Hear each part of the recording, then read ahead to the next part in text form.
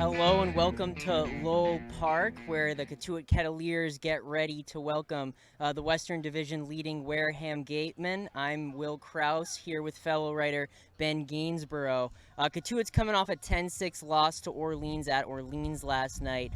Here's Ben with a bit of the recap of that game. Yeah, so 10-6 game in that one. There were 24 combined hits in that game, and it was a really interesting story because we went into that game, and Cotuit was a little cold offensively, and we figured that Orleans wasn't one of the toughest offensive teams in the Cape Cod League, and then guess what? They combined for 24 hits. They combined for 16 runs. Unfortunately, Cotuit got the short end of the straw in that one.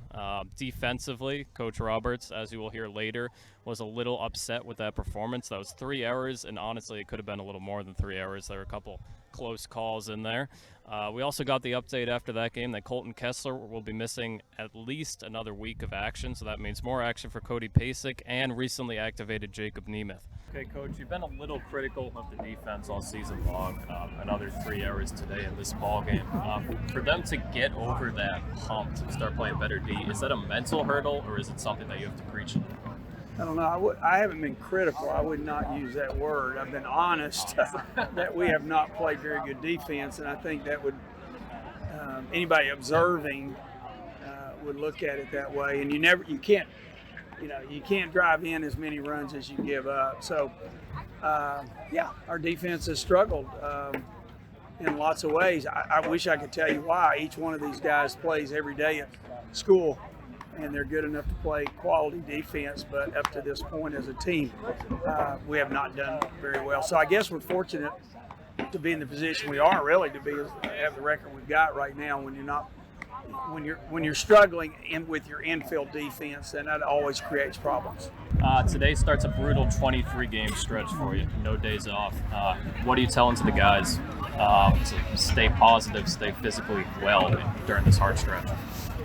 Well, compete. I mean, there's really only one word. Come to the ballpark every day and compete. I mean, that's what we do this for, is to play and to get better. And I don't have a problem with 23 days in a row. I really think it tells you a lot about every player on each team.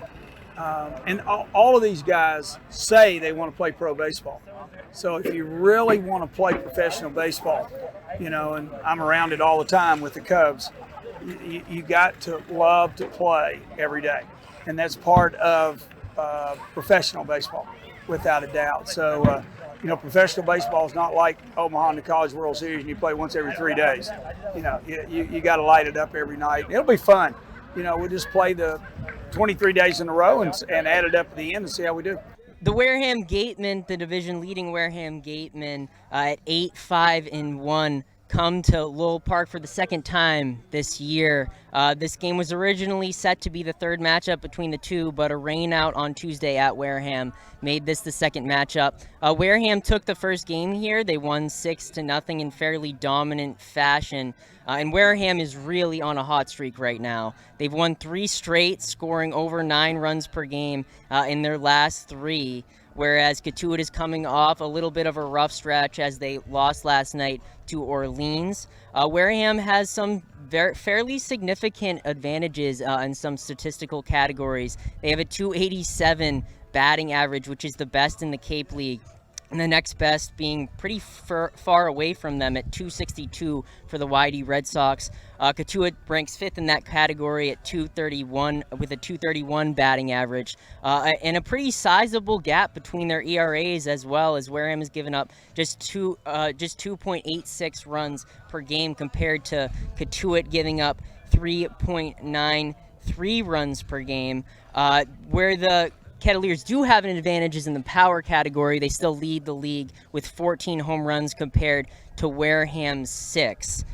Getting the start today, making his 4th appearance for the Gatemen, is William Fleming out of Wake Forest. He is a 6'6" right-hander with a 2.84 earned run average, so a pretty tough test for Cotuit going into this game.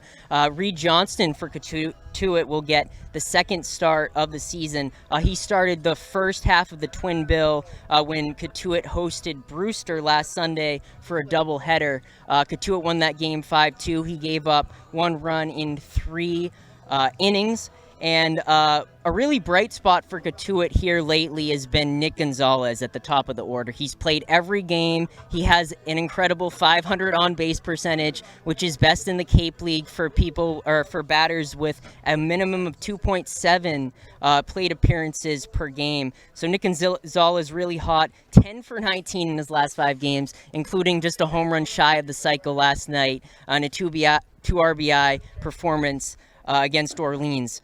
Cotuit trails Wareham in the standings by 3 points. So if they get the win here today and tomorrow, it's going to be a tough test. But if they can do that, they'll find themselves on top of the West once again. But you know the typical saying: to beat the best, you gotta beat the best. Exactly. And that's what they're going to have to do today. We'll see how it goes.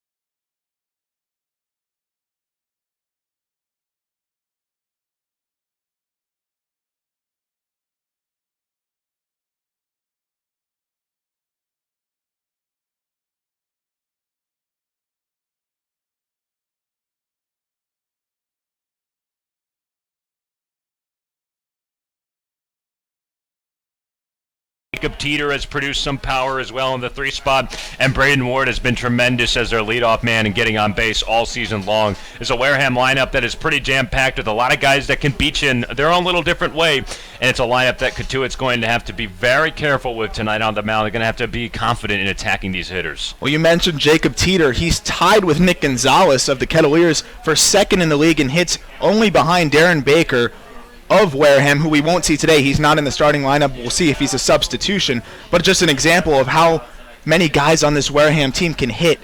They have 129 hits. That's 23 more than the next best team. Unbelievable. 287 as a team. And power was probably their only weakness. Now they're starting to hit some home runs. They have 6. Still got a lot of ground to make up on the Kettleers, who lead the league with 14, but they're just starting to come on in all aspects. As for the Kettleers, they're kind of tailing off a little bit with their pitching. We saw a rough outing from Sean Sullivan. Matt Moore got touched up for the first time this year, and they ultimately dropped the game 10-6. What stuck out to you the most in that loss to Orleans at Orleans last night? Just a lack of pitching and defense. We did not see Cotuit execute defensively. It just wasn't their kind of night in the field trying to defend against an Orleans club that needed to bust out of a slump, and then they were able to.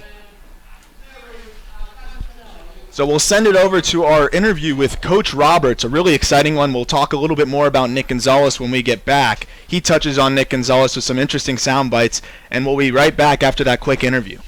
Cotuit and Wareham about to get underway later today. Hopefully, we're here with Coach Roberts for a pregame interview. Coach, what's your gauge on this weather to start things off? We saw you on the bike on Main Street coming down. You said there's some rain coming. Any update on your forecast? Yeah, I didn't have any windshield wipers on my helmet, so and no sunglasses, so it was getting right to my contacts. But I mean, according to the radar, it's right over top of us and will be until about game time, and it's just going to see whether it misses us or not. If it goes south of us, then we got a good chance. It says it won't be back till about 8 o'clock, but it's Cape League weather, and it's summer, and it's the summer of 19. So if I was a betting man, I'd say it's getting ready to rain.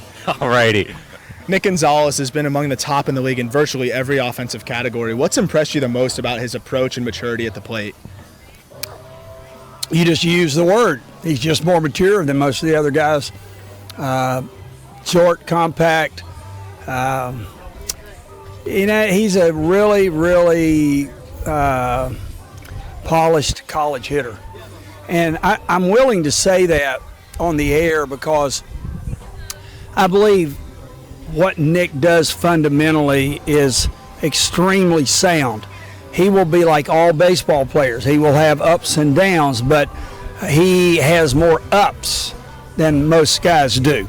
And so I think he's just a tremendous player, and I'm thankful to have the opportunity to work with him, to coach him, and to watch him. And I really enjoy watching him, and that's the reason he's up in that number one slot, because he puts the head of the bat on the ball more than anybody else right now in the club. Who does he remind you of? Any former players that you've had in the past? No, he actually reminds me of my son. I knew it. One, they're dark complected, black haired, and brown eyed, and so they look a little bit alike. They're about the same height. Nick's better than Brian was at this age, but he does. And here's the reason he reminds me. Brian ran better. They're about the same defensively, I think, at this stage of the game. Brian was trying to be consistent from both sides of the plate, which was very hard on him at 20. Because he wasn't as strong right-handed, much stronger left-handed. Their instincts for the game are very similar. Nick's leading off, Brian led off. And I believe Nick will be one of the young men who wades his way through the size element to the big leagues, which is not easy to do today. But because of the type swing he has, he won't have to, well, if they'll leave him alone, whatever club drafts him, he'll be fine. He'll do the same thing at the major league level if he can stay healthy as he's doing right now, and that's what Brian did. So if I was a scout right now, I'd flip the card over, and I would write down on the back of that card, Nick's card. I wouldn't write down any numbers. I would just write down what Lenny Marullo, years ago, I asked him about Brian when he was playing at Chatham, and I said, Lenny, I trust you more than any scout I know. And I said, tell me what you think about Brian, because I try only to ask a close friend that would tell me. And he said, I'm going to flip the card over, and this is what I'm going to tell you. And it said, will play in the major leagues. And that's what Lenny Marullo's card says, and that's what I'm saying about Nick. I'm flipping it over and saying, will play in the major leagues. Wow. Thank you, Coach. Really appreciate your time. Hopefully you get this one in. Okay. All right. I hope you broadcast this one about Nick, even if we don't get it in. Oh, absolutely. Okay. Thank you. Thanks, Coach. Well, welcome back to Lowell Park. You heard that interview from Coach Roberts. Really high praise for Nick Gonzales, who's been the Kettleers' best hitter and one of the best hitters in the Cape League so far this year. He leads the league in total bases, runs, walks, on-base percentage, hit by pitch, and extra base hits, and he's second in hits, third in batting average. I mean, Nick Gonzales, can't say enough about him. High praise from Coach Roberts. What have you loved the most about what we've seen from the second baseman from New Mexico State? I just love the kind of approach that he brings at the top of the Cotuit lineup. So patient, and then when he gets his pitch, he delivers. He's a big league prospect. He is going to play in the big leagues. I love Coach Roberts' story on how Brian and the scout card with his old friend Lenny Merluto and writing it on the back of the card. What a prediction. And what an assessment from a guy like Coach Roberts to put that on Nick Gonzales, seeing him so early. It's really clear that he likes working with him, and it's clear that Gonzales carries himself really well in and around the ballpark and in practice. He's worked hard. It's not like this came up as an overnight success, and he's done a tremendous job for Cotuit at the plate. Just love the way that he battles and makes an impact night in and night out. You are talking about a guy that has reached base in all 14 games this summer, and he has brought a lot to the table at the plate. So on the bump for the Kettleers as they take the field is Reed Johnston. We'll get our second look at him of the summer. He's a right-handed pitcher out of NC State, stands at 6'3", 205. This spring he had 17 appearances, 14 starts. He was 6-2 with a 3.71 ERA. In 77 innings, he struck out 65, held opponents to a 2.60 opponent batting average. He was a freshman All-American in 2018, had an even better season. He was 7-1 with a 3.06 ERA. He will face this league-leading in batting average and hits offense for Wareham, led by Braden Ward in the leadoff spot. Matt McLean will hit second and play second. Jacob Teeter, the second in the league in hits, bats third, playing first. Adrian Del Castillo, the catcher from Miami, bats cleanup. Cameron Guangarena will DH and bat fifth. Benjamin Sems bats sixth and plays shortstop. Dallas Beaver playing third base and batting seventh. Mike Antico mans left field, batting eighth. And Tora Atsuka will play right field and round things out. So, Sam, what do you expect from Reed Johnson? It's his second outing, looks strong in his first. What do you like about him, and how do you wear down this Wareham lineup that just pokes so many hits all around the field? Well, you got to find a way to use your out pitch. He's got to be good with his breaking stuff today. You can't give him too many fastballs out over the plate, otherwise they will rack up the hits like they did in Game 1 against the Kettleers, scoring 6 runs on 13 of them. But Johnson's been pretty good. His only start of the season went 3 innings, gave up 1 run on 2 hits. I look for him to produce more of the same and go maybe 3 or 4 today. So Braden Ward will lead things off from the University of Washington. He's a junior. First pitch, fastball, misses high, ball 1, or actually called strike. So Matt Mervis plays in at third base. The speedster Ward leads the Cape in stolen bases, a guy that can definitely lay one down for a hit from the left side. The 0-1 pitch. Another strike at the knees. Quickly ahead 0-2 is Johnston.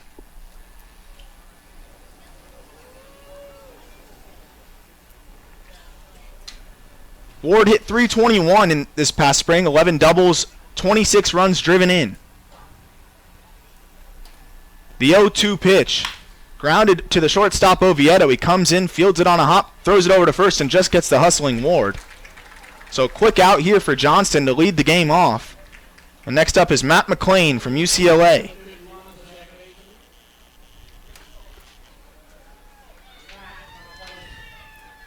McLean, a sophomore, struggled a little bit in his freshman season. Highly touted, turned down first-round money, was a first-round pick, 23rd overall by the Arizona Diamondbacks. Ended up turning down just under $2 million. First pitch strike, right down the middle. It was a lifelong dream of his to play at UCLA and wear the Bruins name across his chest. Was able to fulfill it this past season. Johnson pours in another strike. He's ahead 0-2. 203, 4 home runs, 30 runs driven in for McLean, who mostly played middle infield for the Bruins. 0-2 fastball misses high, 92 on the gun from Johnston.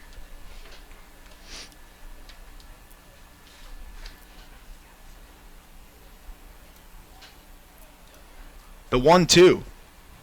Swing and a miss, got him on a curveball. Gets behind Pasic, who picks it up, throws it on over to first, and just gets McLean. So Pasic struggled a little bit to get the ball, actually took his mask off and landed on top of the ball, had to lift the mask off of it, got the ball and just was able to throw it over to the first baseman McCorder to beat McLean, who was hustling down the line. So 2 quick outs for Reed Johnston, and he gets the 3-hitter Jacob Teeter. Thought for a split second that Pasic wasn't going to be able to make that throw. He threw his mask on top of the ball. He had to take the mask out of the way, but a good recovery to stay calm through all of that. First pitch fouled straight back from Teeter. Of course, Teeter, one of the 3 top in the Cape in hits right now. The other 2 are also on this field right now at Lowell Park. Nick Gonzales tied with Teeter, and the leader Darren Baker, who's not playing today. 0-1 misses in the dirt, 1-1. Teeter stands at a tall 6'6", 230 pounds from Florida Southern College, a Division II school. Powerhouse, 9 national championships in Central Florida. 1-1. Just misses down, 2-1. 348 this past spring, 12 home runs, 54 runs driven in. Teeter's a guy, can hit for power, hits for average. Big imposing frame from the left side of the plate. Checks his swing. He's able to hold up, and now he's ahead 3-1. On deck is Adrian Del Castillo, the catcher today. Gonzales shifts over at second base into shallow right field. Mervis on the grass at third, over to his left a little bit. It's popped out into center field. Dante Williams ranges over and makes the grab. So a quick inning, 1-2-3 for Reed Johnston. We'll go into the bottom of the first. The Kettleers get their first look at Will Fleming. You're listening to Cotuit Kettleers Baseball on the Cape Cod Baseball Network.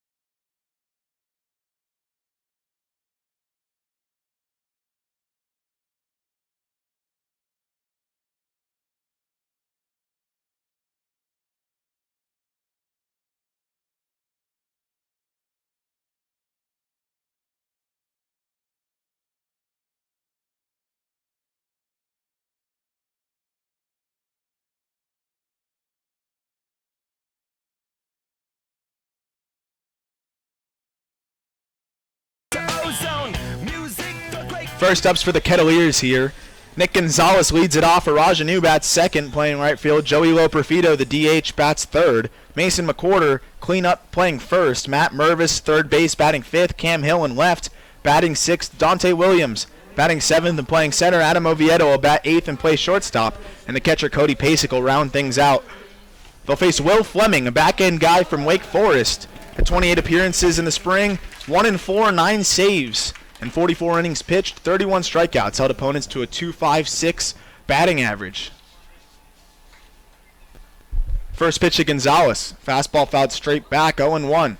Fleming stands at a tall 6'6", 215 pounds on the mound. Facing the 5'10" Nick Gonzales. Gonzales has been red hot. Poured in 4 hits yesterday at Orleans in a losing effort. With a double, a triple, and a single. Takes a curveball on the outer half, strike 2. As we mentioned in the pregame show, Nick Gonzales among the top in the league in virtually every offensive category. Leads in on-base percentage, total bases, runs, extra base hits. As he spoils away a fastball, it'll get out of play. Has a 500 on-base percentage coming into today's game. 341 batting average, that's third.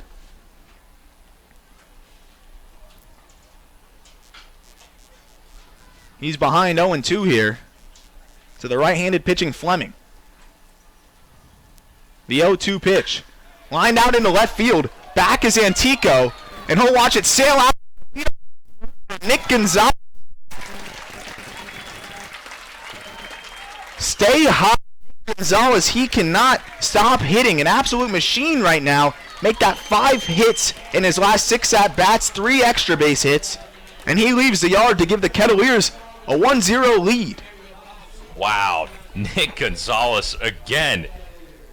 Last night he was a home run short of the cycle, and he just got it the day after right here to start the game off at Lowell Park against Wareham. No doubt about it, to the left field fence. And his hot streak continues. This is just fun to watch. So here's a Rajanu. Switch hitter bats from the left side. Was 0 for 3 in last night's ball game before he was pinch hit for. He lines one out into left. Antico will have a shot at this one. He makes the grab. So 1 away. Kettleers already have 1 run here in the bottom of the first, and Joey Loperfido strides to the plate. Loperfido, one of the most unlucky 0 for 3s I've seen in a long time yesterday. Lined out to second in his first at-bat, flew out to the track in his second, and then had a home run robbed to end the game. It would have been a 2-run shot to bring the Kettleers within 2. Swings at a first pitch changeup, 0-1. Was an opposite field shot to left field. The left fielder just got his arm over the wall and brought it back in. 0-1 pitch is grounded out to the second baseman, Zamora, who fields it, throws it on over to first. It's McLean, rather, throws it on over to first for the second out of the inning.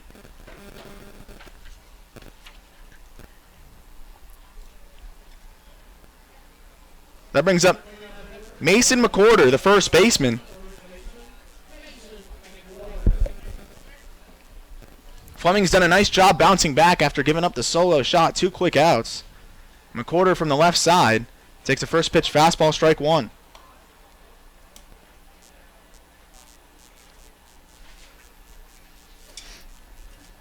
McCorder in a low crouch stance, hands up high, nearly above his head. Takes a curveball down, 1-1. One of 2 Georgia Southern players on this Kettleers team, Jonah Haas, the pitcher, won't go today after throwing a few innings just a few games ago. He takes a curveball down the middle, 1-2. 15 home runs at Georgia Southern this season.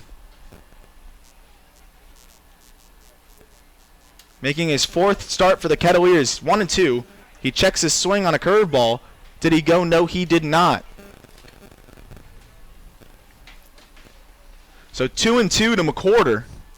Bats from the left side. On deck is another left-handed hitter, Matt Mervis. Fastball misses away, gets past the catcher Del Castillo, and it's 3-2.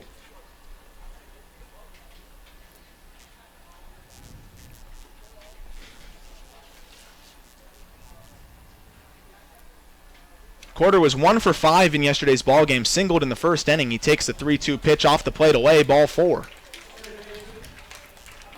So McCorder extends this inning with a 3-2 walk.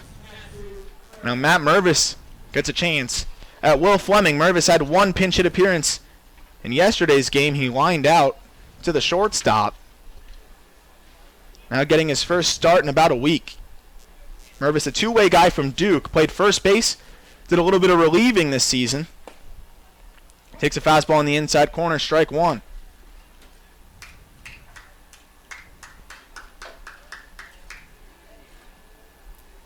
Mervis, 7 home runs at Duke this season. Hit .275. The 0-1 pitch. Backdoor curveball gets the outside corner. Fleming ahead 0-2. McCorder the runner on first. 2 outs, 0-2 count to Mervis. Cam Hill waits on deck. The 0-2 pitch. Popped up into center field.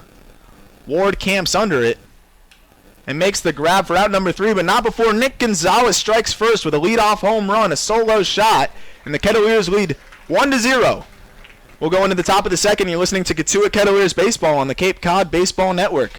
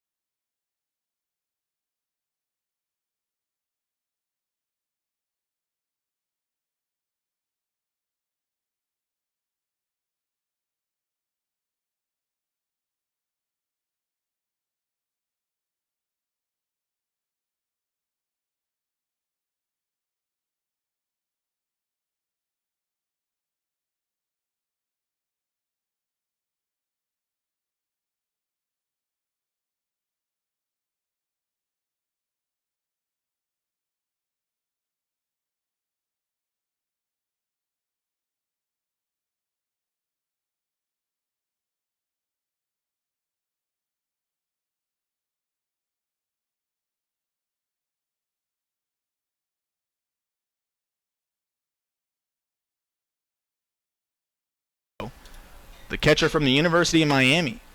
First pitch fastball is a strike. Castillo hits from the left side. Had a great freshman season at Miami. Hit .331, 12 home runs, 72 RBIs.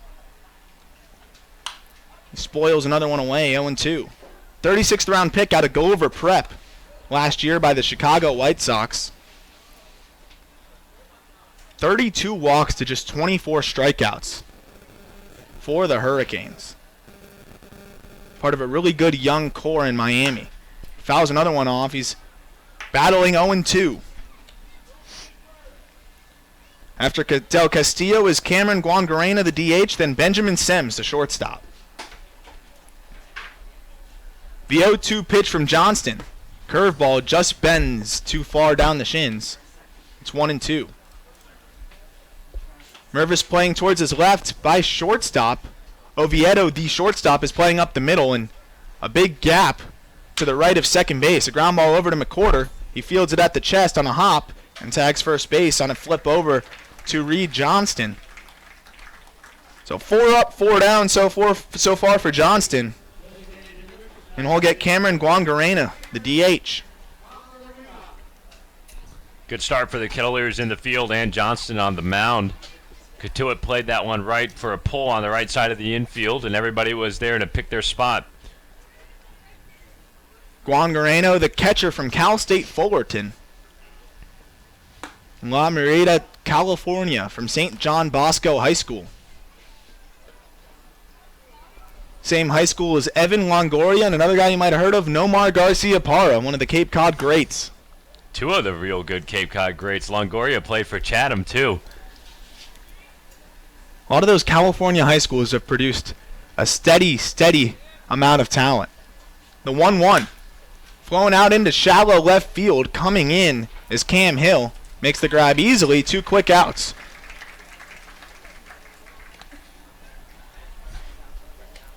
So a good job by Johnston so far to pound the zone. And he'll try to make it back-to-back 1-2-3 innings as he faces the shortstop, Benjamin Sims.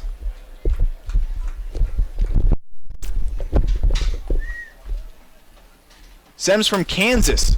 Be a senior, hit .305 as a junior, 12 doubles, 4 home runs, drove in 39. From Chestersfield, Missouri. Another left-handed hitter. Swings at a first pitch, lines it out into center field. Back is Dante Williams. He has a beat on it and will make a grab just ahead of the wall. So 6 up, 6 down for Reed Johnson. He's cruising through 2. We'll go into the bottom of the second. The Kettleers lead 1-0. You're listening to Cotuit Kettleers Baseball on the Cape Cod Baseball Network.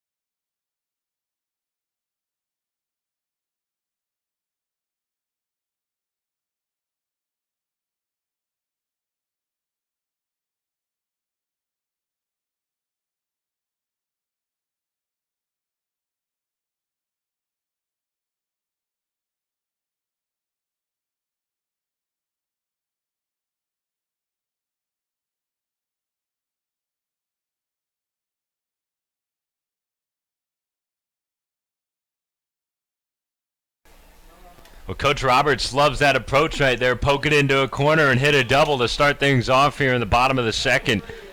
Kettleers get the leadoff man going in both innings now, going back to Gonzales' leadoff solo home run in the first. And Cam Hill just turns on a ball there past first base. It tucked itself to the left of the right field foul line. And it was able to roll into the grass down there for an easy double to start things off in this inning.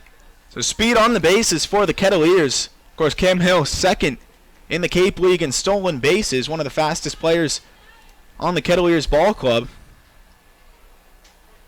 A guy that's right up there with him is at the plate right now, Dante Williams.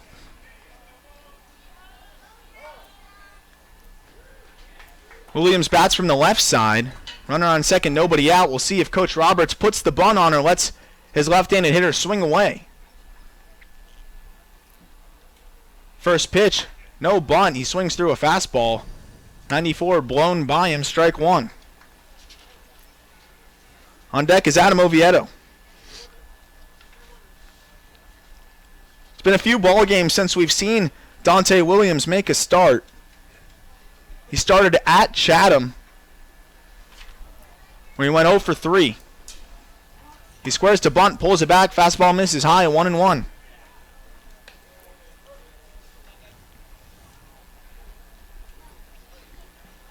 Williams, an Arizona Wildcat. He's from Las Vegas, Nevada.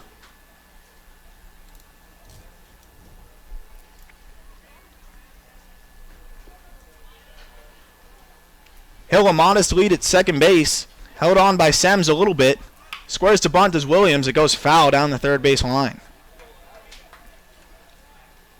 So Williams behind 1-2. We'll see if Coach Roberts keeps the bunt sign on. Hill remains at second base.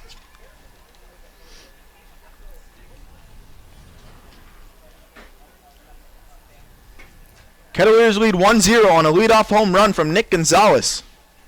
Fleming was able to escape a walk later to Mason McCorder. Got Arajanu to fly out, Loperfido to ground out, and Mervis to fly out. 1-2 curveball misses in the dirt. Was no square there that time from Williams.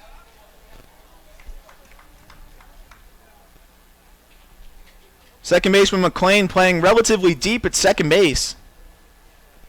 Teeter also playing just at the edge of the grass on first base.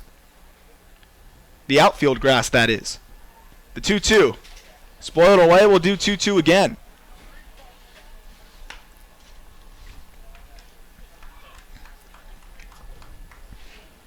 So Wareham playing Williams, the left-handed hitter, the pole a little bit.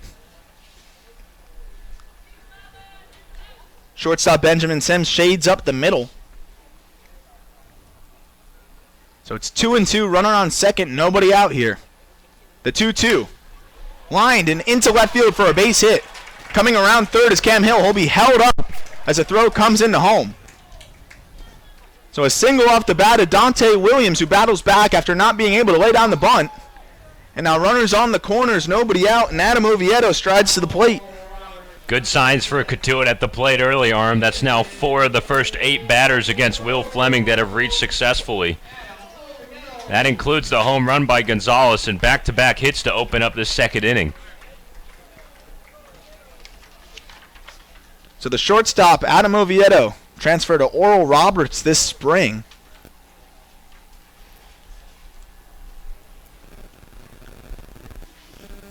He was 1 for 4 in yesterday's ball game. Later scored in the 6th. One of 6 runs for the Kettleers. Runners on the corners, nobody out. Fleming out of the stretch. Misses away with a fastball.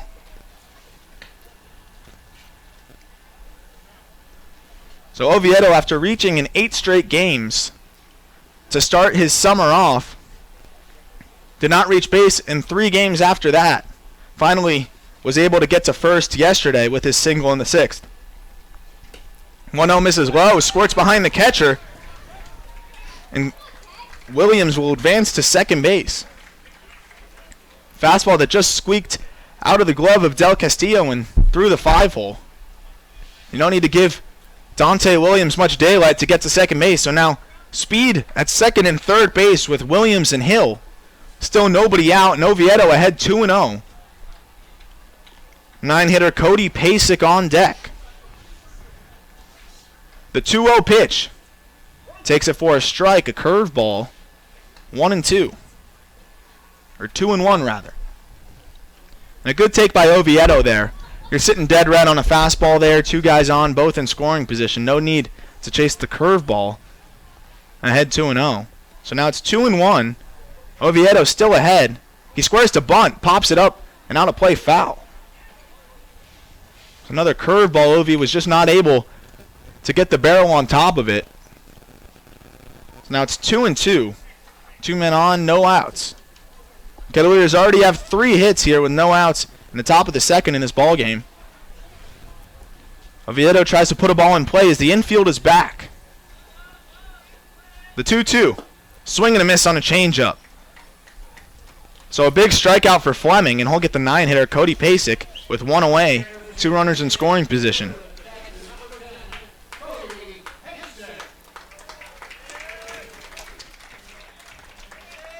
Pasic reached base in all 4 of his at-bats last night.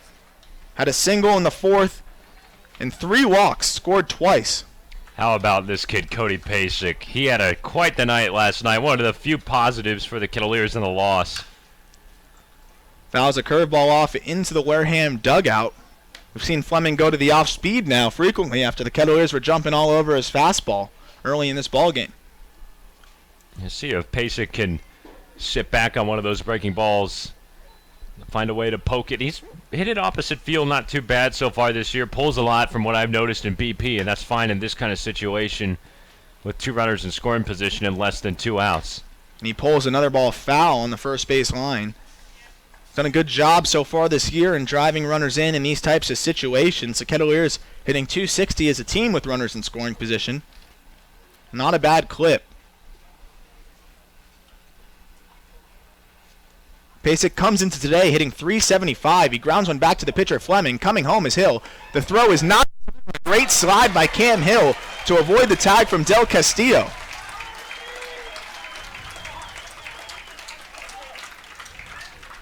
So Cody Pasic plates a run on a ground ball right back to the pitcher, Fleming. You get the sense that Cam Hill might have been one of the only players on this field that could score on a ball like that, Sam. Yeah, and what a slide and effort by Hill to get in there. Close play, but Fleming's throw was kind of lollipop-ish coming off the mound, and that allowed Hill to go down low, and Del Castillo had to bring his glove from up high, and that was all the difference that the Kettleers needed in scoring their second run of this game. And if Fleming didn't know how fast Cam Hill is, he knows now. He burned down the line right just outside of his peripheral vision. First pitch to Nick Gonzales is lined out into center field, giving chase and diving, not able to make the grab is Ward. That'll be extra bases. Scoring is Dante Williams. Coming around third is Pasic. Roberts will wave him home, and he'll score easily. A triple off the bat of Nick Gonzales. What does this man do right now? Oh my gosh. Unbelievable. He jumped on top of that pitch, took it into the right center gap. Brandon Ward, credit him for some effort in center field to try and lay out and make a diving catch, but he didn't. And Nick Gonzales comes up with another banger again. This guy is a single and a double away from getting the cycle today, and he's already through 2 at-bats with the 2 hardest of the cycle, a home run and a triple that drives in 2. If this was a Major League game, I think we'd get the ESPN notification for a cycle watch already. Got 7 innings to work with. All he needs is a single and a double. Hopefully we don't have the broadcaster's jinx here. We were talking about how close he was in yesterday's game at Orleans. He only needed a double and a home run. You say only, but sometimes the home run and the double are the easiest to come by. The triple obviously the hardest. Rajanu quickly behind 0-2. Infield in now for the Gatemen as they trail 4-0 already. In the bottom of the second, Anu fouls another one straight back and just over our heads in the press box. Still behind 0-2. We talked about it a little bit before the game, Aram. How would the Kettleers be pleased with a split this weekend? And I think that's the kind of goal that you would want, but the easiest one is to win at home, and they're off to a good start here. 0-2 grounded back up to second base to McLean. That will not get the run home. As the infield was in, they took a look over to Gonzales, who froze. So an unproductive out from Mirage Anu. And now 2 outs, and Joey Loperfido will try and drive this run in with 2 outs. In the bottom of the second, Kettleers lead 4-0.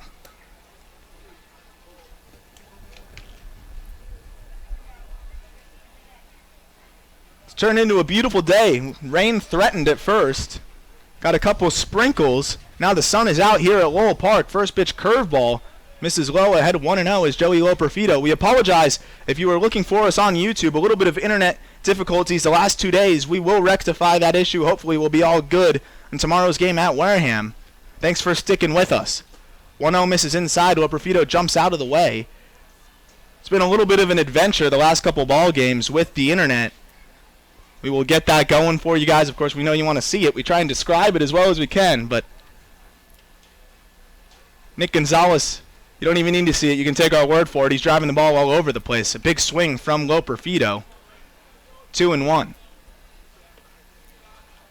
Yeah, it turned out to be a really nice day. The sun's out now. It is a little sticky, though. We'll take what we can get the way 2019 summer in the Cape has been. Summer 19. Takes a changeup just low. A good leave by Loperfido. He's ahead 3-1. I love how Coach Roberts, he coined that for the rest of the summer. This is summer 19. He mentioned it was the worst summer he could remember since 2006 weather-wise. Yep. The 3-1. Loperfido takes a big hack, fouls it straight back. It's 3-2. That 2006 Kettleer team went to the ballpark 45 days in a row, according to Coach. And that team, I believe, I need to double check and confirm it, but I believe that 06 Cotuit squad won the President's Cup for the best regular season record. The payoff pitch. Loperfido leaves it away, works a walk. And who also was on that 06 team? Guess. Can you guess? Major leaguer. Steve Pierce. No. Man, Good try. I was confident in that one. Good try. Do you want to do 2 more? You get 2 more strikes. The hint, Mariners and Rangers. No, that would have been. We would have been talking about him all year long, though. Runners on the corners. First pitch in McQuarters, spoiled away. Just realizing nobody could hear that. That was Josh Rothstein, our producer, who's in the back. He doesn't have a microphone, but he guessed Adrian Beltre, which is not a bad guess. He was like 6 years deep in the league, I think, in 2006. Yeah. I don't have another guess. Just tell me. I can't deal with it anymore. All right, we'll wait for this pitch to McQuarter. Pick off over to first base. Loperfido back in time. Justin Smoke. Justin Smoke. That's a good one. Yeah. Quietly productive MLB career. Guy who can swing for power from the left side. Runners in the corners. And a pop-up off the bat of McQuarter. We'll see if it's in play. And Tico comes in and makes the grab for out number 3. But not before the Kettleers add 3 more on a triple from Nick Gonzales, who's already 2 for 2 with a triple and a home run. We'll go in to the top of the 3rd. My partner Sam Niederman will take over.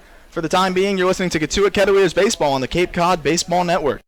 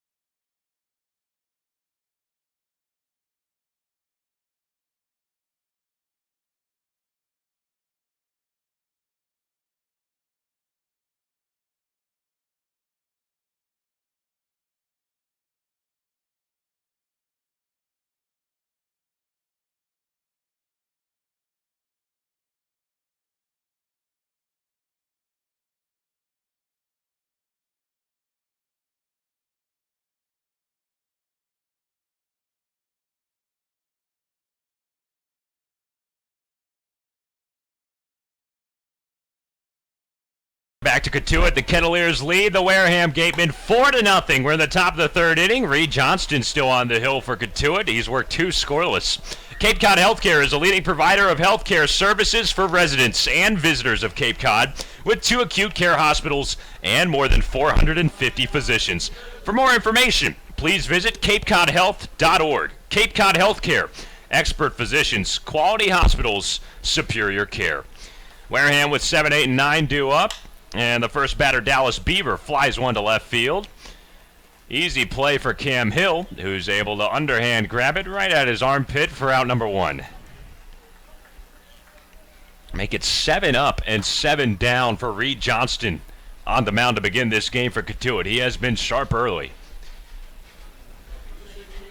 4-0 Kettleers, top 3. 1 out, nobody aboard. Mike Antico back at the plate. Left-handed batting left fielder from St. John's.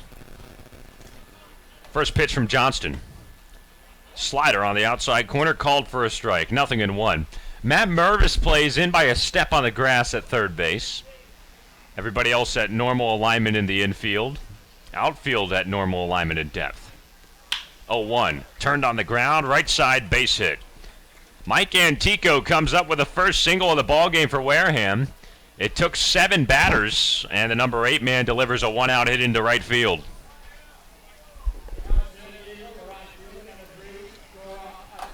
Antico's aboard, 1 down. Kettleers by 4, and Tora Asuka, the number 9 batter, comes to the plate. Another left-handed bat from the University of San Diego.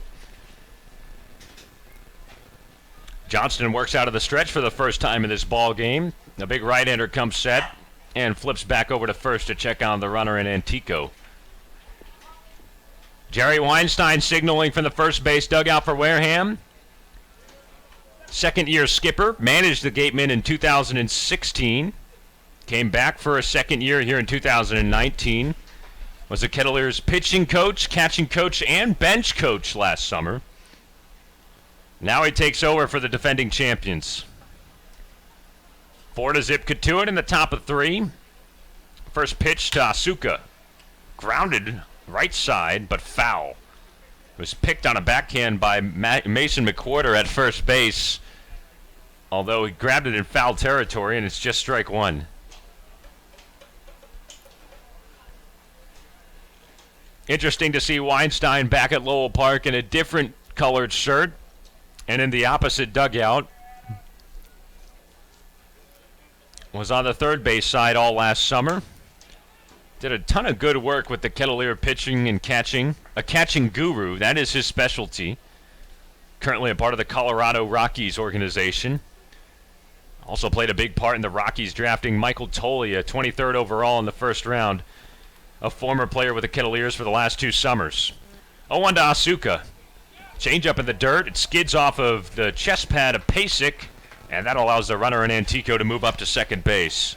I think after watching an entire summer of Tolia batting practice, it's hard to not tell your ball club that you're working for to pick him up. That guy hits the ball as far as anyone in terms of batting practice. And I heard some stories about his Fenway Park showcase, and he put some balls in places that no one's ever seen a college player put. A big switch hitter from UCLA. Came off a really good season, power to all fields. He projects to have a really good Major League career, Michael Tolia. Top of the third here at Lowell Park. The Kettleers lead 4-0 over Wareham. Solo home run by Nick Gonzales. RBI fielder's choice by Cody Pasic, and a 2-run triple by Gonzales. 1-1. High chopper on the ground, past first base foul. 1-2 on Asuka. Wareham picks up their first hit of this game here in the top of the third. Antico a 1-out single. He's in scoring position at second base after a pass ball. Asuka, the number 9 man, trying to hang in at the plate with a 1-2 count. Braden Ward, the leadoff batter, on deck. Mervis in by half a step at third base. Oviedo plays almost behind second base to hold on the runner. 1-2 fastball at the ankles, 2-2. Reed Johnston at 6'3", 205 pounds, a junior from Enfield, North Carolina. Graduate of Rocky Mount Academy. He goes back and forth on the rubber with the red and white NC State cleats. Looks in for the sign from Pasic and gets it. Man on second with 1 out. 2-2. Breaking ball. Bounced right up the middle. Oviedo charges. Throws on the run. Good enough for out number 2. Antico up to third base. 6-3 to retire the batter in Asuka. Back to the top of the Wareham order with Braden Ward. Johnson was already pounding the zone before he had the lead, but just great pitching so far, especially now when you have a 4-run lead, just pounding the zone, getting ahead of hitters, and not afraid of contact. His defense has done a good job behind him so far for the first 8 outs of this ball game. Oviedo was also well positioned on that last play. He was up the middle to hold on the runner. Would have been a tough play for him to range from his left had he been playing at normal alignment. Man on third, 2 away, and Braden Ward, the leadoff man, swings and misses at a fastball down and away. No balls and 1 strike. Ward 0 for 1 this afternoon, grounded out to shortstop to begin the ball game. 4-0 Kettleers in the top of the third. 0-1 slider, misses low, 1 ball and 1 strike. Ward went 2 for 5 last night with an RBI and a run scored in the win against Chatham. Second time that Wareham and Chatham have gotten together. They actually played on a Father's Day doubleheader. Wareham swept that doubleheader. The Gatemen are 3-0 against the team that they swept in last season's Cape League Championship Series. All 3 of those games have been pretty touted around the league as a big-time rematch. Both clubs playing pretty well right now. Chatham just 2 points back for first in the East. Wareham 3 points up for first in the West. 1-2 to Ward. Swing and a miss on a good slider down and in at the ankles. Reed Johnston with a strikeout to finish things up here in the top of the third. Wareham unable to bring anything home. No runs on 1 hit, no errors, and 1 man left in scoring position. And we have played 2.5. The Kettleers lead at 4-0 on the Cape Cod Baseball Network. Be right back.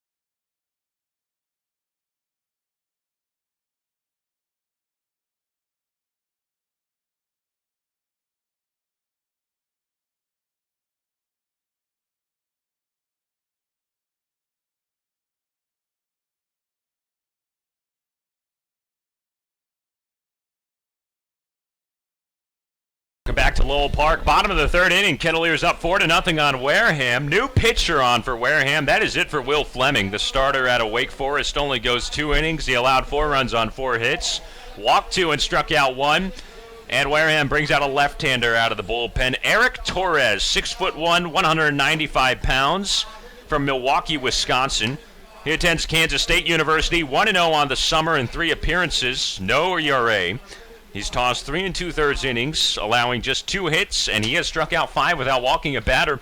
Part of a really deep pitching staff for Jerry Weinstein and the Gatemen. We talked about how the Gatemen can really just do everything. Their pitching staff has continued to ascend to the top of the league, and we know Jerry Weinstein wants to go to at least 3 or 4 guys in this ball game, and he feels confident with all of them. And now lefty to counteract the 6 lefty bats and a switch hitter in this Kettleers lineup. Matt Mervis, a left-handed bat at the plate. Kettleers' number 5 batter on the afternoon. He stands in and takes a good running fastball on the outside corner for strike 1.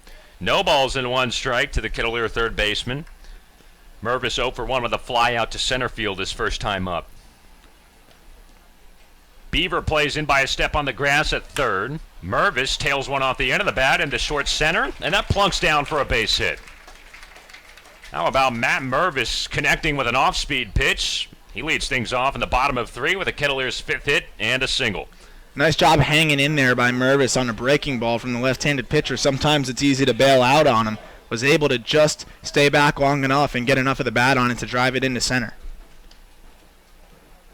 Kettleers hold a 4-0 advantage in the home half of the 3rd inning. Already more offense to be had, maybe. Runner on first in Mervis. Nobody out. Here's Cam Hill. 1 for 1 with a double and a run scored. Torres kicks and fires. Fastball called for a strike on the outer half of the plate. 0-1 on Hill, who turned a double down the right field line in his first time up. He scored on the fielder's choice to the pitcher, sliding at home plate to beat a tag from Adrian Castillo. Beaver plays in even more at third base, this time by 4 or 5 steps. Hill shows bunt, then pulls it back. It's another strike, a good fastball away. No balls and 2 strikes. Kettleers in the home white pinstripes, trimmed in maroon. Wareham in the road red tops with Gatemen across the chest. Gray pants, blue caps with the red W. Torres, the lefty, throws over to first. Nothing doing. Mervis back in by a couple of steps. Nick Gonzales, a huge day already at the plate. A leadoff solo home run to start the scoring in the bottom of 1. Cotuit added 3 more in the bottom of 2, charged by Gonzales' 2-run triple. Torres, another look over to first to check on Mervis. He's also got that oven mitt guard on his right hand. We saw that last night in Orleans with Joey Loperfido. Might be a Blue Devil thing, I think. Yeah, maybe a program in Durham doesn't want anybody jamming any fingers up here. Hey, I get it. I'd wear one too. I think it's a good idea whether you've injured your hand or not. And slide in hard, not have to worry about it. 2-strike pitch, swing and a miss at a curveball away. It gets away from Del Castillo behind home plate, and that allows Mervis to move into second base. Hill down swinging, nowhere for him to go with first base occupied. So Kettleers trading out for 90 feet essentially. A strikeout for Cam Hill. Mervis into scoring position. Dante Williams next up, the number 7 batter. Well, Hill did square earlier in the at-bat, so essentially the Kettleers got what they wanted. And out for an advancement, like you mentioned, Sam, so they'll take it.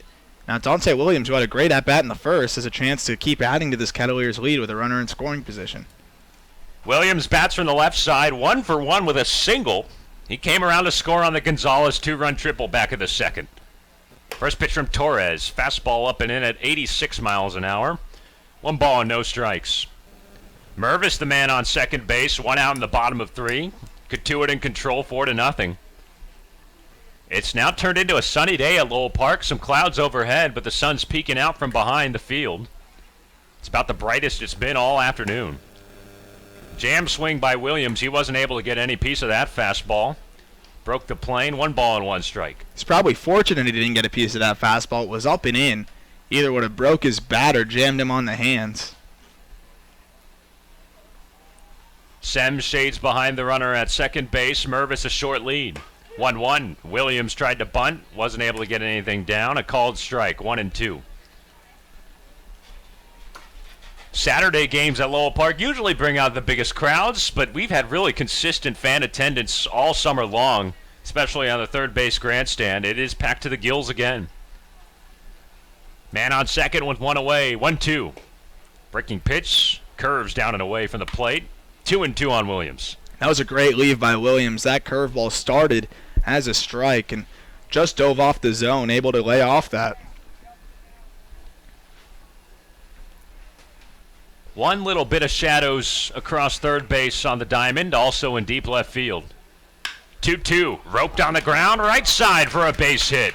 Mervis rounding third. He's held up by Mike Roberts. A good throw in from Antico in right field. And that keeps the runners at first and third. But Dante Williams comes up with his second base hit of the ball game. And Cotuit really has an opportunity to extend their lead with first and third and only 1 out. A couple of nice at-bats from Dante Williams, who was behind in the count both times, able to stay alive and poke singles to left field and right field. He's locked in at the plate right now, and that's great for the Kettleers, who've been waiting to get him going. Williams produces the 6th hit of the game for Cotuit. He's on first base. Mervis took a pretty heavy round around third, but was held up by Mike Roberts last minute for the better.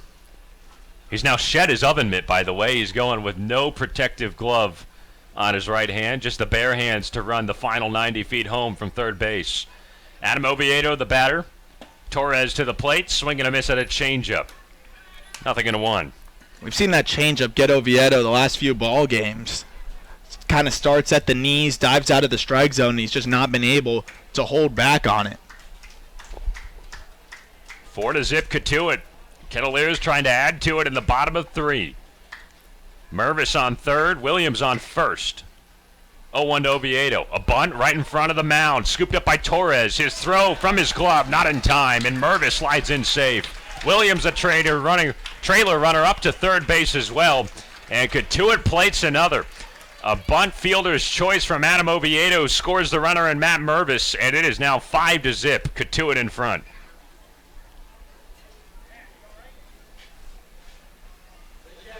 Mike Roberts, a quick check back to his dugout. He said, Matt, are you all right? Just wanted to make sure he was okay on that slide. Second time the Kettleers have scored on a ball bunted back to the pitcher today. Or hit back to the pitcher. Pasic actually hit it his first time up. That time a bunt by Adam Oviedo. And Mervis was able to tumble on in home for the 5th run of the contest. Looks like he banged his knee a little bit on that slide. Probably got a little raspberry there. Those hurt pretty bad because he had a little bit of an awkward slide getting in. Here's Cody Pasic, who takes a fastball for a first pitch strike. No balls and a strike. Kettleers with a run in each of the first 3 innings. It is now 5-0 Cotuit in the bottom of 3. Oviedo on first after the bunt. Williams got all the way up to third. 0-1 to Pasic. He bunts to the right of the mound. Del Castillo picks it up with a bare hand and throws down to first for out number 2. Another good bunt to score another run. Dante Williams comes in from third. And Mike Roberts' team now putting on a little small ball show. 6-0 Kettleers in the bottom of 3. We talked about before the game how big this was for the Kettleers to bounce back with 2 straight games against the first place Gatemen. And to get up 6-0 early has to feel great and bring that momentum into the next ball game. Oviedo moved up to second safely. Pasic out at first, 2-3 on a sacrifice. Man on second, Nick Gonzales at the plate. And it looks like Wareham just intentionally walked him. Pace of play here in the Cape League, no need to throw the 4 balls. The motion at home plate to move Gonzales down to first base. They have intentionally walked Nick Gonzales here. Unbelievable. You don't see that too much in the Cape League. You don't see that too much in the Cape League, and when's the last time you've seen a leadoff hitter get intentionally walked? That's the last guy you want to put on base. Normally it's the speedster. Gonzales can run, and I don't know if I've ever seen a leadoff hitter intentionally walked. You might see it like situationally, but Exactly. This is early in the game. The Kettleers have a 6-0 pad. 2 on with 2 out. Arajanu fouls off strike 1. Anu 0 for 2 today. Flew out to left in the first, bounced out to second in the second. He is the only person in the Cotuit lineup that has not reached so far, and we're just in the bottom of 3. Nobody holding on the runners. Gonzales at first, Oviedo at second. 0-1 home. Off-speed pitch outside, 1-1 on Anu. Cotuit has put up 2 more here in this 3rd inning. RBI fielder's choice from Oviedo. And then the sacrifice bunt to score a run by Pasic. 1-1, sliced in the air, short right field. Asuka comes in and gloves it for out number 3. But the Kettleers put up a couple more runs. It is another good inning. This time the small ball for Cotuit at home. And we have played 3 complete. And the Kettleers lead Wareham 6-0. 2 more runs come home on a total of 2 hits with no errors and a couple more left on base. And Reed Johnston skips back out onto the mound for the top of the 4th inning. We'll be right back with that in just a moment.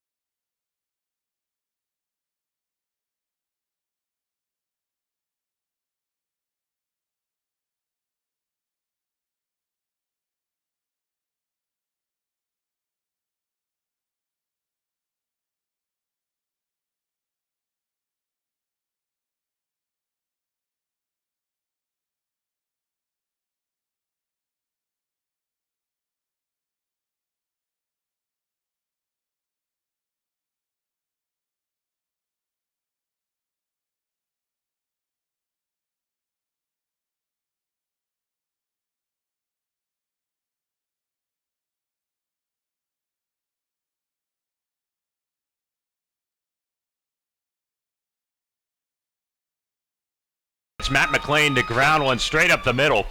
And it nicks off Adam Oviedo's glove at short into center field. Relay throw from Dante Williams. Nearly got the runner back at first. That would have been something. But it's McLean who comes up with the second hit of the game for Wareham. A sharply hit single up the middle. Adam Oviedo had a chance to play it at short. Wasn't able to glove it. And then Dante Williams in center field rifled that thing back into first. McLean took a heavy turn around first, but he was able to dive back in safe. Williams really showed off his arm Thursday in the Fenway workout. Easily one of the better arms I've seen in the Cape League. Quick pickoff over to first base. But I think he was getting home on a fly from straight away left field and center field at Fenway Park. And we just saw the rocket right there as he almost backpicked the guy on first in McLean. A leadoff base hit for Wareham. McLean the runner on first. Mason McWhorter the man holding on. Number 3 batter at the plate for Wareham, Jacob Teeter, 0 for 1 with a fly out to center field. He bats from the left side. Mervis plays in at third a little bit. And Johnston fires in a strike. Fastball on the outside corner, 89 miles an hour. Johnston ahead in the count, 0-1. Sunny day at Lowell Park. Partly cloudy skies overhead too. Another throw over to first. McLean back in, sliding head first. Second matchup of 6 in total on the summer between these two sides. First of a home and home for this weekend. Cotuit makes the trip across the bridge to visit the Gatemen tomorrow. Breaking ball from Johnston. On the outside corner, another strike. 0-2 on Teeter.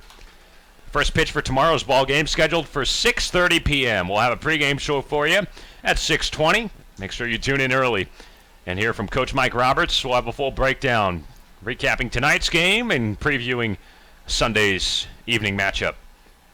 0-2, fastball ripped into the right center gap. Williams coming in, and he makes the catch, lunging on the run for out number 1. Good range out there by the little guy in center. And a great read. Sometimes when it's straight back at you in center field, it's hard to gauge whether it's over your head or coming in. He got a jump on it really well and was able to come in and make the grab without even needing to lay out, which is huge when you're playing in center field on a hard hit ball, because if you lay out and miss that, that could be an inside the park home run, a triple at least. He made the catch with some room to spare, didn't have to lay out, didn't really have to fully extend, just was able to flag it down. 1 down in the top of the 4th. Cotuit up 6-0. Man on first to McLean. He shuffles off inch by inch, held on by Mason McWhorter. Johnston on the mound is able to step off. I'm getting confused with our 2 NC State pitchers, 3 of them now with Nick Swinney. Evan Justice, of course, the other one. First pitch curveball in there for a strike against Adrian Del Castillo. Reed Johnston has worked 3 1/3 scoreless. He's only allowed 2 hits. His offense has picked him up. Kettleers 6 and Wareham 0 in the top of 4. 0-1, fastball turned on the ground. Gonzales ranges left and makes a good play at second for out number 2. Nick Gonzales able to funnel it up that time. Ground out to second base by Del Castillo. Moves up the runner in McLean to scoring position. He's at second base. And there are 2 down here for Cam Guangareno, the number 5 batter, the designated hitter.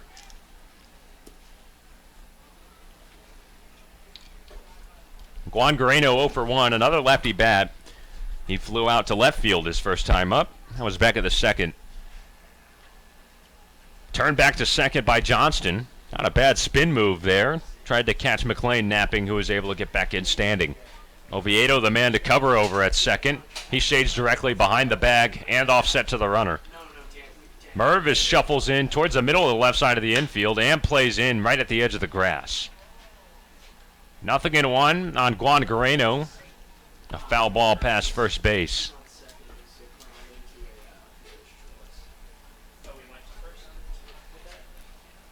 Six to zip Cotuit. Top of the 4th inning, man on second with 2 away. Johnston from the stretch. 0-1 breaking ball. Check swing by Guangareno. Did he go? He did not on the appeal to third base, according to Bob Del Ponte, umpire that stands between second and the mound. 3-man crew today. Ronaldo Cockrum is the home plate umpire, and Mark Furtado the first base umpire. Umps in the cream tops today. You don't see that every day, but they're busting it out on a muggy Saturday. Bouncing ball to second. Gonzales, good pick at the waist, and that's out number 3. Nicely done. Reed Johnston works around the leadoff single and gets the next 3 batters. No runs on 1 hit, no errors, and another man left in scoring position for Wareham. And we're on to the bottom of the 4th inning. Cotuit up 6-0 on the Cape Cod Baseball Network.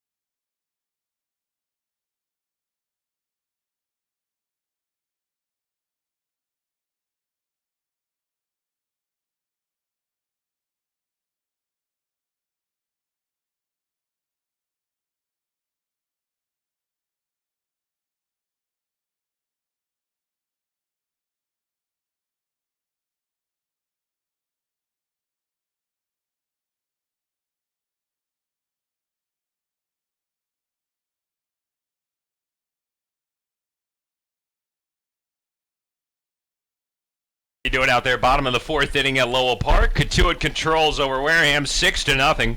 3, 4, and 5 due up in this inning. Joey Loperfido, Mason McWhorter, and Matt Mervis. Middle of the order for the Kettleers. Edward Torres still on the mound, a little lefty for Wareham out of Kansas State. It's his 2nd inning of work. He surrendered 2 runs on 2 hits to a little small ball back in the bottom of the 3rd. Loperfido bats from the left side. 0 for 1 with a walk his last time up. He takes a fastball low for a called strike. 0-1. Sam Niederman, Arm Layton. Jacob Cohen here in our Cotuit broadcast booth. Even Pete Flaherty, our GM intern and MLB scout liaison, joining us for the time being. Got a good crowd at Lowell Park. Some more clouds overhead. Sun covered up for the moment. Hard to believe that the season's already flying by. Game number 15 on the summer for both of these sides. 1 ball, 1 strike pitch to Loperfido. Fastball zooms in on the outside corner for a called strike. 1-2. Wareham leads Cotuit by a 1.5 in the West Division standings. Gatemen holding an 8-5-1 record on a 3-game winning streak. 1-2 from Torres. Fastball out, 2-2. Not much velocity for the little southpaw, only peaking at 87, 88 on that last pitch. A lot of movement, though, a lot of off-speed mix. 2-2 on the left-handed bat and Loperfido. Torres from the stretch. Fastball poked on the left side. Taken by Sems on a high hop. He guns to first. Bang, bang play, and Loperfido safe. Good hustle by Lope up the line. It was a tough play for Sems, who had to adjust on a tricky hop late. The Kettleers get the leadoff batter aboard, score it as an infield hit. Baseball is so weird. That's probably the softest ball he's hit in his last 5 at-bats. The other 4 didn't count as a hit, and that one counts as a hit. The other 2, or 3 rather, he laced 350 feet out into left field and nothing to show for it. Loperfido produces the 7th hit of the game for the Cotuit Kettleers already. Man on first, nobody out, and Mason McWhorter, the batter at the plate. 0 for 1 with a walk. Flew out to left his last time up in the 2nd inning of play. Double play depth on the infield for Wareham. It's 6-0 Kettleers in the bottom of the 4th. Torres out of the stretch. Here's the 0-1. Fastball at the letters. 1 ball and 1 strike. You mentioned the steady diet of breaking balls from Torres. It seems like he hasn't really been fooling the Kettleers hitters. They've been able to get the bat on the ball every time they've been behind in the count on off speed. Sure, it's not solid contact, but they've been able to get it in play and make something out of it. 1-1. Fastball with a lot of zip and cut on it. That's in there for another strike. 1-2 on Mason McWhorter.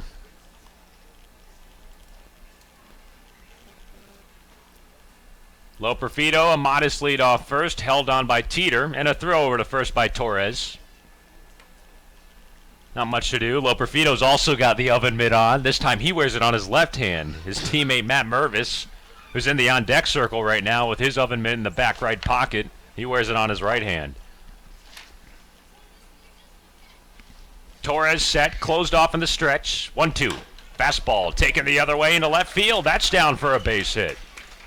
Mason McWhorter with the 8th hit of the day for Cotuit. And the assembly line just keeps on moving for the Kettleers. First and second with nobody out in the 4th. And again, Torres ahead with 2 strikes, just not able to put away any of these Kettleers hitters. Even when he's ahead in the count, really doesn't have that out pitch so far today, and the Kettleers are comfortable in any count so far. Trouble for Torres, trouble for Wareham. Kettleers with a 6-0 edge in the bottom of the 4th inning.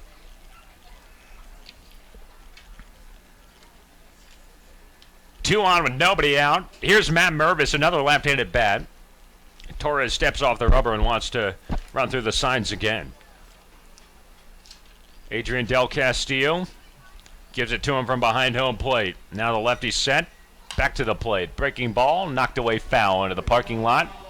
Now they get one on Mervis. Mervis 1 for 2 with a run scored. Singled back at the 3rd. Came around to scoring that inning on the fielder's choice by Adam Oviedo.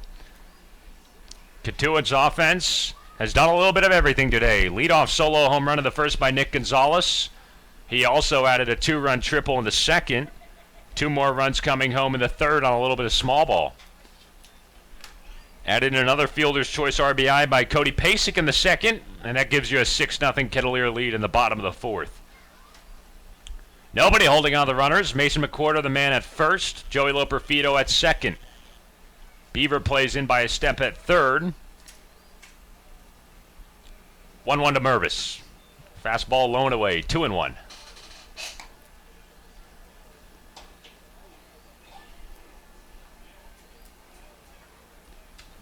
Wareham in the road, red tops on gray pants. Don't see him wear that uniform too much. Kind of a good change of pace, though. We'll see him tomorrow night in the whites, I believe. They don't have a full-on white template, though, for their home games. We'll see what they wear. Sometimes they go with the blue tops at home. That's what we saw them wear the last time these two teams met, earlier last week on Wednesday. Cotuit wore the road white, the white pinstripes last night. The home template on the road, which was very interesting. Orleans going with the military red tops.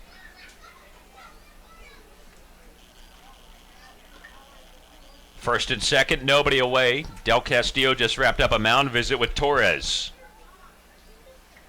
He stares in, asks for the signs one more time. Now he's come set. 2-1. Fastball way up and in, and it hits Mervis. Matt Mervis, a hit batter with nobody out in the bottom of the 4th inning.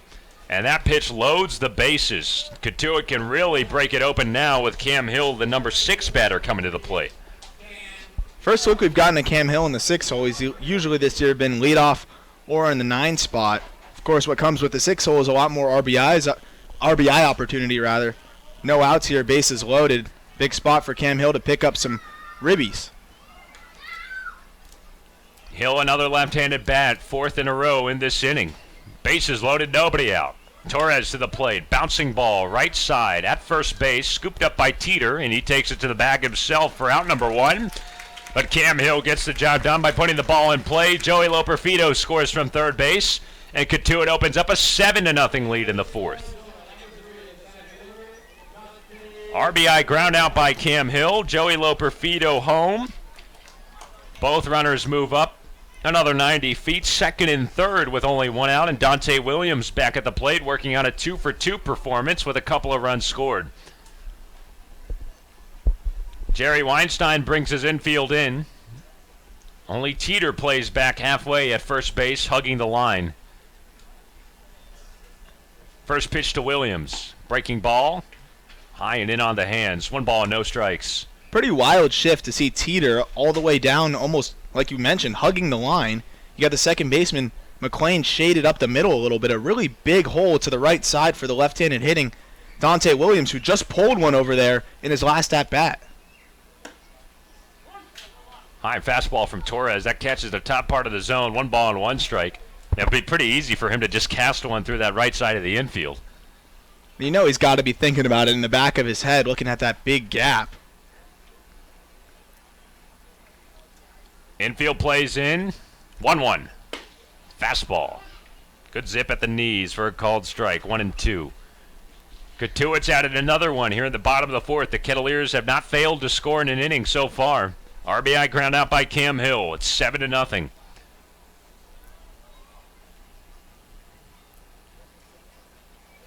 Torres out of the stretch. Let's see if he can finish one off. Here's a 1-2. Wayward fastball in the other batter's box. Good snag by Del Castillo. 2-2.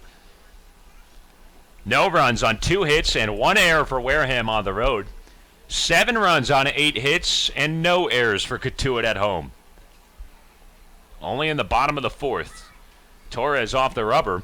And time called from the first base dugout. Jerry Weinstein with his signature fast-paced brisk walk to go talk with his lefty. I'm not sure if Torres is okay here. It looked like he needed a moment to pause.